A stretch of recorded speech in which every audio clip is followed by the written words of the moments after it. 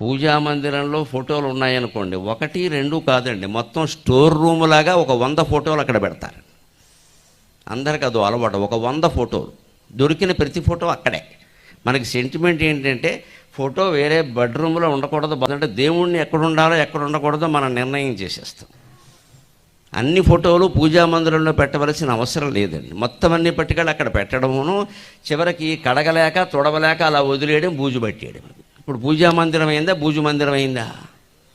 పూజా మందిరంలో కూడా మా ఇంట్లో నియమం ఏంటంటే కొత్త ఫోటో వస్తే పాత ఫోటో తీసేస్తాం. ఏమి ఇందులో ఇబ్బంది లేదు, నేను చేసి మీకు చెబుతాను. ఎప్పటికీ అదే ఉండాలి, ఎప్పటికీ దాన్నే. అవన్నీ ఏదో శ్రీ విద్య ఉపాసనలు, ఆ ఉపాసనలు ఆ వ్యవహారాలు వేరు. మామూలుగా మనం పెట్టుకుని దండం పెట్టుకోవడానికి ఎందుకండి? ఇలా మొత్తం అన్నీ పేర్చుకుంటూ పోతే దేనికి మనం సేవ చేయలేం. పైగా బుర్రకి ఎలా బూజు పడుతుంది అంటే 36 విగ్రహాలు ఉన్నాయి, 36 పువ్వులు పెట్టాలి, 36 దండలు పెట్టాలి, 36 నైవేద్యాలు కూడా పెట్టాలి. మనం 36 ఆసుపత్రికి వెళ్ళిపోతాం ఈ చాకరీ చేసి. ఎప్పటికీ భగవతత్వం అర్థం కాదు. పైగా ఈ మధ్య ఇంకో పిచ్చి పని చేస్తున్నారు, సందర్భం వచ్చింది కాబట్టి చెబుతాను నేను. పూజా మందిరంలో తీసిన ఫోటోలు పట్టుకెళ్ళి నదుల్లో బారేస్తున్నారండి. నేను పత్రికల్లో చదివిన వార్త. ఎంత దుర్మార్గం! ఫోటోలు ఎందుకంటే దేవుడు ఫోటో ఎక్కడా పాడేయకూడదు, ఎందుకంటే నదిలో పారేస్తావా? నది లోకుగా ఉందా? నది అంటే ప్రతి చెత్త పట్టుకెళ్ళి అందులో పారేయడానిక? దేవుడు ఫోటో కదా అనద్దమ్మా, అది అద్దం కాదా? అద్దమా కాదా? ఫ్రేమ్ ఉందా లేదా?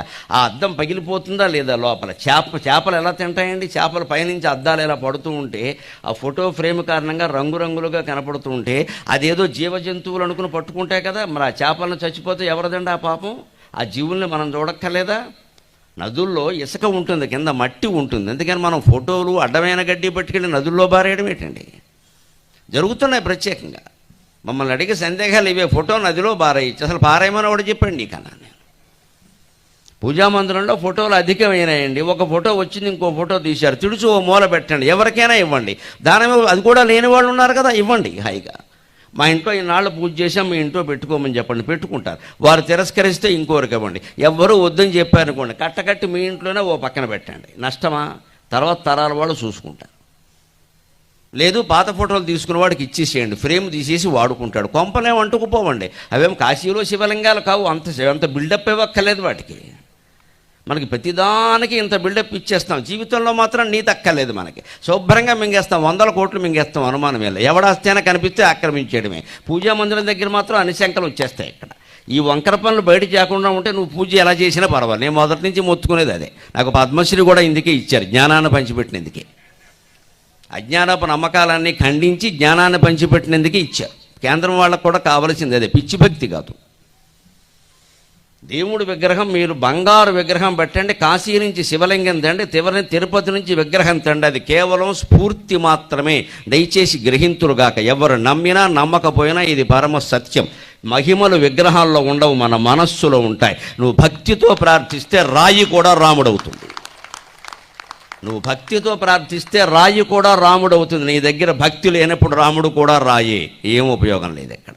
ఇప్పుడు నీ మీద ఆధారపడి ఉంది మహిమ, దేవుడి మీద కాదు. మన మీద మనకి నమ్మకం లేక వేటి మీదో నమ్మకం ఉంటుంది మనకి ఎంతసేపు. ఆయన ఎవడో వచ్చేస్తే, ఈయన ఎవడో చదివేస్తే, ఆ విగ్రహం ఏదో పెట్టేస్తే మనకి ఏదో అయిపోతుంది. ఏమవుతుంది ఇక్కడ? నువ్వు ఏదైనా చేస్తేనే అవుతుంది, నీ ప్రవృత్తి మారితేనే అవుతుంది, నువ్వేమిటో నువ్వు ఆలోచించుకుంటేనే అవుతుంది. నిరంతరం వీలైనంతసేపు నిద్ర గాఢంగా పట్టే వరకు నీ మనస్సులోకి నువ్వు దూరి నేనేం చేస్తున్నా, ఏం మాట్లాడుతున్నా, ఏం ఆలోచిస్తున్నా అంటేనే అవుతుంది. మనోవాక్ కాయకర్మ. నా ఆలోచన ఎలా ఉంది, నా మాట ఎలా ఉంది, నా పని ఎలా ఉంది, వీటినే త్రికరణములు అంటారు. ఈ 3 ఆలోచన సరి చేసుకోకుండా జరిగేదేమీ లేదండి. ఎన్ని గుళ్ళు కట్టించినా ఒకటే, ఎంతమంది దండాలు పెట్టుకున్నా ఒకటే, ఎన్నిసార్లు మీరు తిరుపతి వెళ్ళినా ఒకటే. నేను నెల పెడతానండి, వారం పెడతానండి. వెంకటేశ్వరం కూడా విసుగొస్తుంది, వెళ్ళకండి. ఏంటి వెళ్ళమని మన మొహం చూడడం ఆయనకి ఇష్టం లేదండి. అధోముఖం వేసుకుని ఆయన చూపించలేట అక్కడ. మనం సత్యం మాట్లాడామా? ధర్మానికి కట్టుబడి ఉన్నామా? కనీసం కట్టుకున్న ఇల్లాలకి కట్టుబడి ఉన్నాం.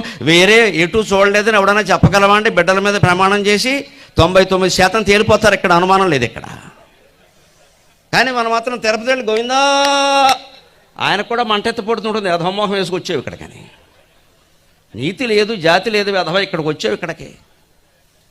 భగవంతుడు ధర్మానికి సత్యానికి కట్టుబడతాడు తప్ప నువ్వు ఇచ్చే కానుకలకు ఎప్పుడు కట్టుబడడు మిత్రమా. గ్రహింతువుగాక. కోట్ల రూపాయలు ఇచ్చిన ఆయనకు అనవసరం. పైగా ప్రసిద్ధమైన దేవాలయాల్లో మీరు ముడుపులు విపరీతంగా వేయడం వల్ల అక్కడ అవినీతి పెరుగుతోంది. గమనించండి, సమస్యలు ఎందుకు పెరుగుతున్నాయి? మన వల్లనే పెరుగుతున్నాయి. ఈ పక్కనే జంగారెడ్డిగూడెంలో ఉంటుంది, బొట్టాయిగూడెంలో ఉంటుంది, వేరే గూడెంలో ఉంటుంది. వెంకటేశ్వరం సరిపోదాను తిరుపతి ఎందుకు వెళ్ళడం పరిగెట్టుకుని? రోజుకు 2 లక్షల మంది వస్తే ఎవరు చేస్తారండి ఏర్పాటు? దేవుడు దిగొచ్చిన టీటీడీ చైర్మన్ ఇప్పుడు ఉన్నవాళ్ళు కాదండి. దేవుణ్ణి మీరు చైర్మన్ చేసినా చేసేదేం లేదమ్మా. దేవుడే చైర్మన్ అయితే వెంటనే ఏం చేస్తారంటే గోవిందా అని అక్కడి నుంచి మాయమైపోతాడు గొడవ లేకుండా.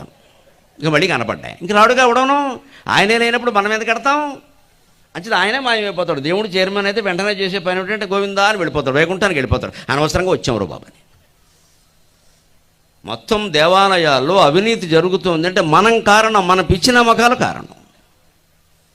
దాని నుంచి బయటపడి జీవితంలో స్వచ్ఛంగా ఉన్నావా లేదా? సంపాదన ప్రతి రూపాయి స్వచ్ఛంగా ఉందా లేదా? లక్ష్మీదేవి ఎక్కడ పుట్టిందండి? మన పురాణాలు ఏం చెబుతున్నాయండి? లక్ష్మీం క్షీరసముద్రరాజతనయాం శ్రీరంగధామేశ్వరీం దాసీభూత సమస్తలోక విభవ బ్రహ్మేంద్ర గంగాధరాం త్వాం త్రైలోక్య కుటుంబినీం. క్షీరసముద్రరాజతనయాం, పాల సముద్రంలో పుట్టింది లక్ష్మీదేవి.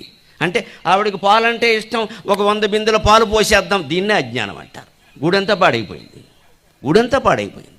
ఓ పక్క మన పక్కనే సాంఘిక సంక్షేమ హాస్టల్లో పిల్లలు పాలు లేక ఏడుస్తున్నారు. అవన్నీ ప్రభుత్వం చూసుకోవాలి, మనకెందుకు? మరి ఇది ఎవరు చూస్తారు? అంటే మన సొంతానికి మనం దేవుడికి మొక్కినట్టుగా సమాజం కోసం మనం మొక్కట్లేదు.